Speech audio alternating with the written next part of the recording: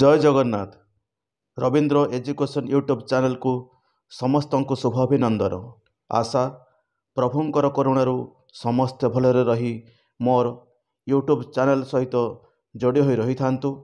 आज सप्तम श्रेणीर साहित्य सौरभ पुस्तकर कला माणिक कवितार अभ्यास कार्य बा प्रश्नोत्तर कार्य आलोचना करिबा। तेबे आसंतु काल विलंब न करी आरंभ करिबा समस्त प्रश्न उत्तर कार्यक्रम को। ताले पिला माने आस वर्तमान एक नंबर देखिबा उत्तर कुह। प्रश्न होची माता यशोदा काहींकी चिंतित होई पड़िछंती। उत्तर श्रीकृष्ण गाई गोठ नहीं अरण्यरू फेरिबारे विलंब घटुथिबारु माता यशोदा चिंतित होई पड़िछंती।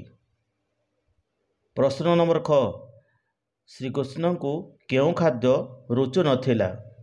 उत्तर रे श्रीकृष्ण को गोटिका अधाम ओ सर आदि सुस्वाद खाद्य रुचु नथिला। प्रश्न नंबर ग यशोदा निजकु डंकुणी बोली काहींकी कहिछंती। उत्तर रे श्रीकृष्णंकर अरण्यरू गाई गोठ धरी फेरिबारे अत्यधिक विलंब हेबारु माता यशोदा अति व्यस्त विव्रत होई निजकु धिक्कार करी डंकुणी बोली कहिछंती। प्रश्न नंबर घ श्रीकृष्णंक पादरे कंटा फुटिଯିबार आशंका माँक मनरे काहींकी सृष्टि होईछि। उत्तर रे श्रीकृष्णंक पादरे कंटा फुटिଯିबार आशंका माँक मनरे सृष्टि होईछि कारण श्रीकृष्ण गाई गोठ नहीं अरण्य को जीवा समय सांगरे कठौ नहीं नथिले।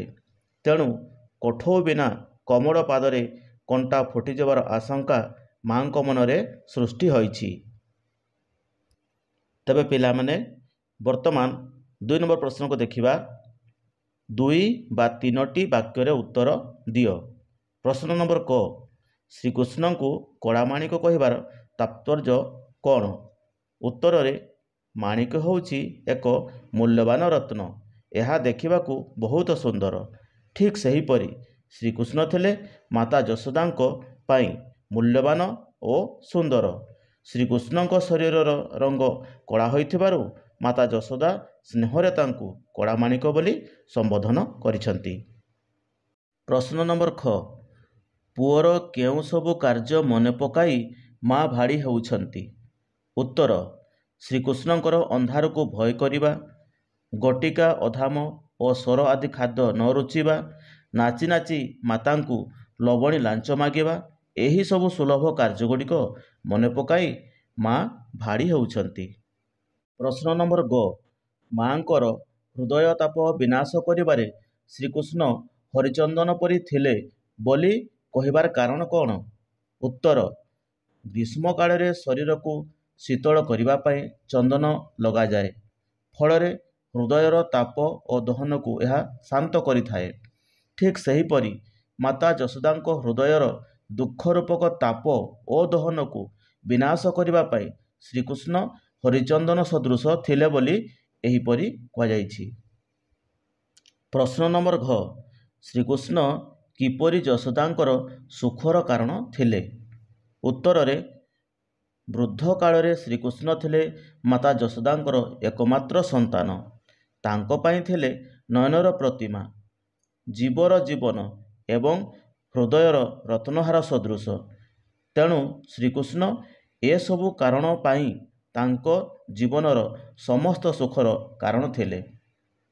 प्रश्न नंबर 1 श्रीकृष्णंकर वेणुस्वन को कान डेरिबा प्रसंग रे केउं भाव प्रकाश पाइछि। उत्तर श्रीकृष्ण गाई गोठ नहीं घर को फेरिबा समय जो बंशी बजाउथले माता यशोदा सेही स्वन को कान डेरी शुणुथिले। तेणु एठारे श्रीकृष्णंकर वेणुस्वन को कान डेरिबा प्रसंग रे वात्सल्य भाव प्रकाश पाइछि। प्रश्न नंबर 3 पठित कविता को मने पकाई कवितांश पूरण कर। क अंध लौड़ी बाबूरे डैश। ताले पिला माने तुम एठी कौन लिखिबो ना अंध लौड़ी बाबूरे हृदय रत्न ହାରା। ପ୍ରଶ୍ନ ନମ୍ବର ଖ ଡ୍ୟାସ୍ ରଖିଯାଉ ଗୋରୁ। ଉତ୍ତର ରଖିବ ଡରୁ ଥାଉ ଅନ୍ଧାରକୁ ରଖିଯାଉ ଗୋରୁ। ପ୍ରଶ୍ନ ନମ୍ବର ଗ ହୃଦତାପ ବିନାଶନେ ଡ୍ୟାସ୍। ଉତ୍ତରରେ ହୃଦତାପ ବିନାଶନେ ତୁ ହରିଚନ୍ଦନ। ପ୍ରଶ୍ନ ନମ୍ବର ଘ ଡ୍ୟାସ୍ ଶରଣ ରୁଚଇ ତତେ। ଉତ୍ତରରେ ଗଟିକା ଅଧାମ ସ୍ୱର ନ ରୁଚଇ ତତେ। ପ୍ରଶ୍ନ ନମ୍ବର ଙ ବନେ କଣ୍ଟା ଲାଗି ହଏ ଡ୍ୟାସ୍। ଉତ୍ତରରେ ବନେ କଣ୍ଟା ଲାଗି ହଏ ମୃଦୁ ପାଦ ଚିନ୍ତା। ପ୍ରଶ୍ନ ନମ୍ବର 4 ସରଳ ଭାଷାରେ ବୁଝାଇ ଲେଖ। କ ତଳି ମୁଁ ଧୋଇଲେ ଡ୍ୟାସ୍ ଡ୍ୟାସ୍ ଡ୍ୟାସ୍ ପଶିବଇଁ ମୁହିଁ। ତାହେଲେ ଏଠି ପିଲାମାନେ এই ପଦକୁ ଆମେ ସରଳ ଭାଷାରେ ବୁଝାଇ ଲେଖିବା।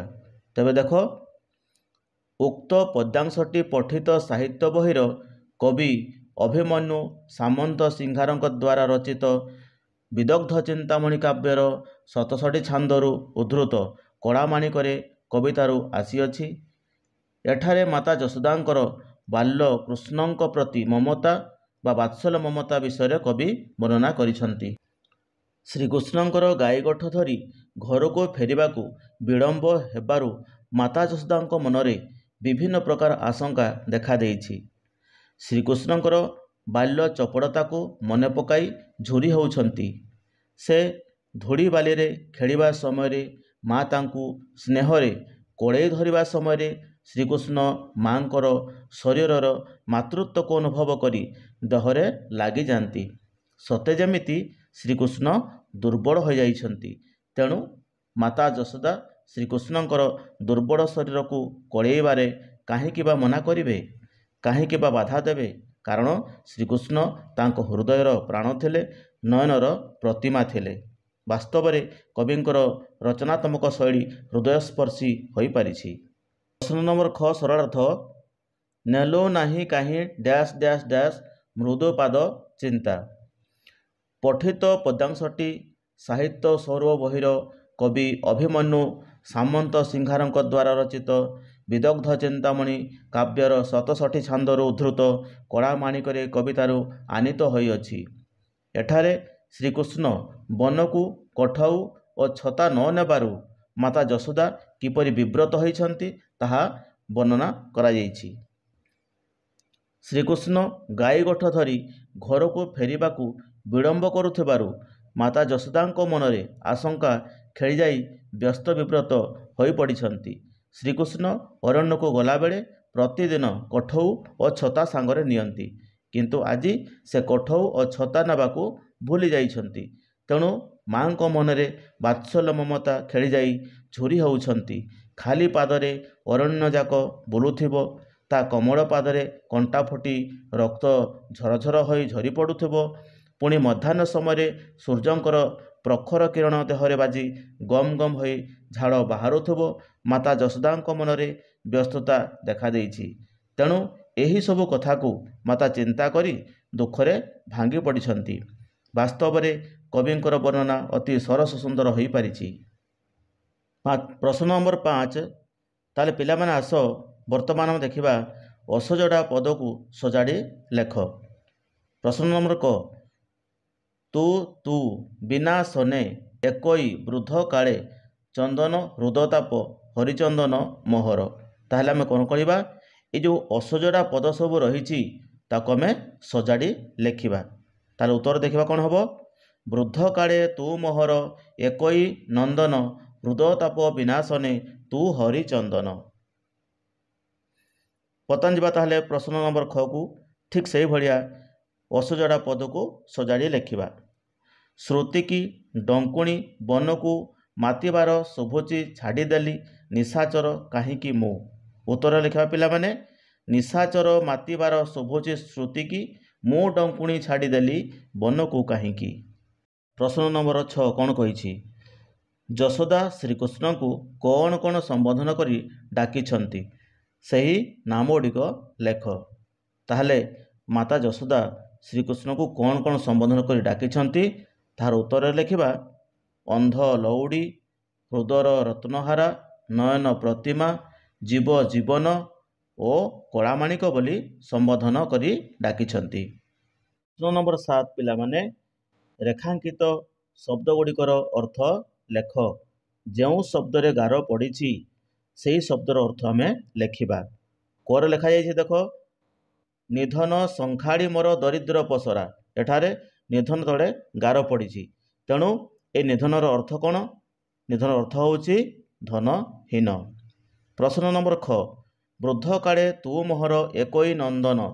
ନନ୍ଦନ ତଳେ ଗାର ପଡ଼ିଛି, ତେଣୁ ତାର ଅର୍ଥ ଆମେ ନେବା। ତାର ଉତ୍ତରରେ ହେବ ନନ୍ଦନ ଅର୍ଥ ହେଉଛି ପୁତ୍ର।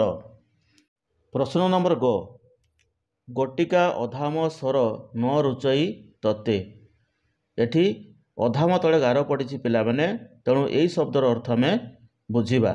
ଉତ୍ତରରେ ଅଧାମର ଅର୍ଥ ହେଉଛି ରାବିଡ଼ି, ଅର୍ଥାତ୍ କ୍ଷୀରରୁ ପ୍ରସ୍ତୁତ ହେଉଥିବା ଖାଦ୍ୟ।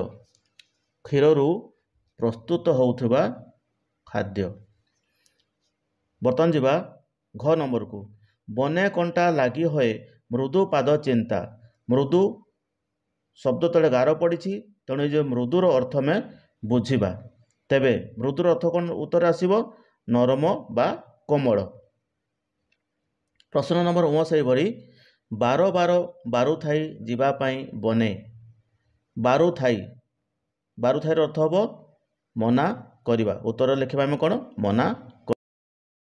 ପ୍ରଶ୍ନ ନମ୍ବର 8, ତଳେ ଦିଆଯାଇଥିବା ସମୋଚ୍ଚାରିତ ଶବ୍ଦଗୁଡ଼ିକ ମଧ୍ୟରେ ଥିବା ଅର୍ଥ ପାର୍ଥକ୍ୟ ଲେଖ।